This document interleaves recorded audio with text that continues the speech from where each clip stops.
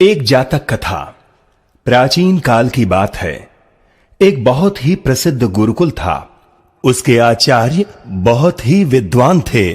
वे अपने शिष्यों का बहुत ध्यान रखते थे।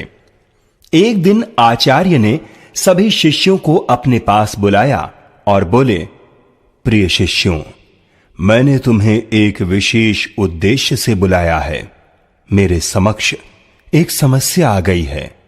मेरी पुत्री विवाह के योग्य हो गई है, लेकिन उसका विवाह करने के लिए मेरे पास पर्याप्त धन नहीं है। मेरी समझ में नहीं आ रहा है कि इस समस्या को कैसे दूर करूं। उन शिष्यों में जो धनाढ्य परिवार के थे, वे आगे बढ़े और बोले, गुरुदेव, हम अपने माता पिता से आपके लिए धन मांगकर ले आएंगे। आप उसे गुरु दक्षिणा के रूप में स्वीकार कर लीजिएगा। इस तरह आपकी समस्या का समाधान हो जाएगा। आचार्य बोले, शिष्यों, तुम्हारा कहना तो बिल्कुल ठीक है, लेकिन तुम लोगों से इस तरह धन लेने में मुझे संकोच होगा। तुम्हारे माता पिता सोचेंगे कि गुरु कितना लालची है, अपनी पुत्री के विवाह के लिए शिष्यों से धन मांग रहा है। शिष्य चुप हो गए। थोड़ी देर बाद आचार्य पुनः बोले, बच्चों, एक काम हो सकता है। तुम लोग जो धन ले आओ उसे इस प्रकार लाओ कि किसी को पता ना चले। इस तरह मेरा काम भी हो जाएगा और हमारी इज्जत भी रह जाएगी। शिष्यों ने आचार्य की बात मान ली। जो शिष्य धनी परिवार के नहीं थे, वे गुरु सेवा से वंचित न रह जाएं, यह सोचकर आचार्य ने उन लोगों से कहा कि तुम लोग भी अपने घरों से कुछ न कुछ थोड़ा बहुत ला सकते हो, लेकिन ध्यान रखना इस बात का किसी को पता न चले, नहीं तो वह वस्तु विवाह के लिए अशुभ हो जाएगी। कुछ समय बाद सभी शिष्य अपने अपने घरों से वस्तुएं लाने लगे। आचार्य उन वस्तुओं को खुशी से लेकर रख लेते थे।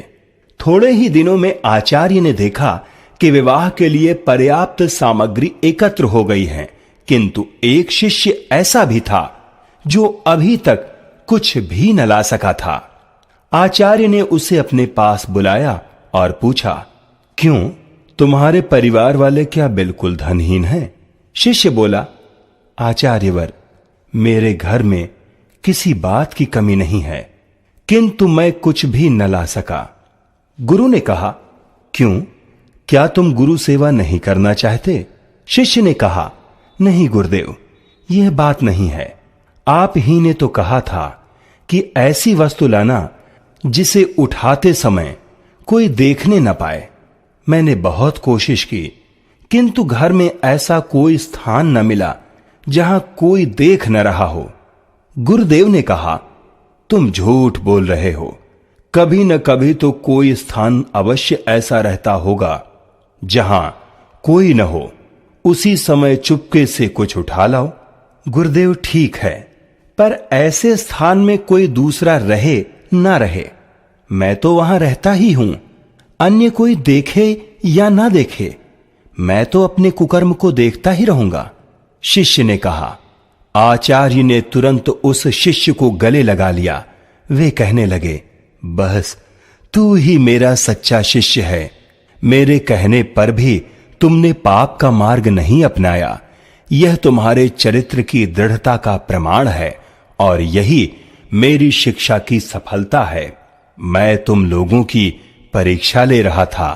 वास्तव में मुझे कन्या के विवाह हेतु धन की आवश्यकता नहीं थी। मैं तो एक ऐसे युवक को ढूंढ रहा था जिसके पास शालीनता, सदाचार और अच्छे चरित्र का धन हो। आज उसे मैंने प्राप्त कर लिया है और तू ही मेरी कन्या के लिए योग्य वर है। सच्ची शिक्षा शिक्षार्थी के आंतरिक गुणों को परिष्कृत करके उसका समूचा व्यक्तित्व निखारती है। आचार्य ने इसीलिए ही शिष्यों की परीक्षा ली, क्योंकि वे देखना चाहते थे कि किस शिष्य ने उनकी शिक्षाओं को अंतर्मन से ग्रहण किया है तथा परिस्थितियों के वशीभूत होकर कहीं वह विपरीत आचरण का निर्वहन तो नहीं करने लगेगा।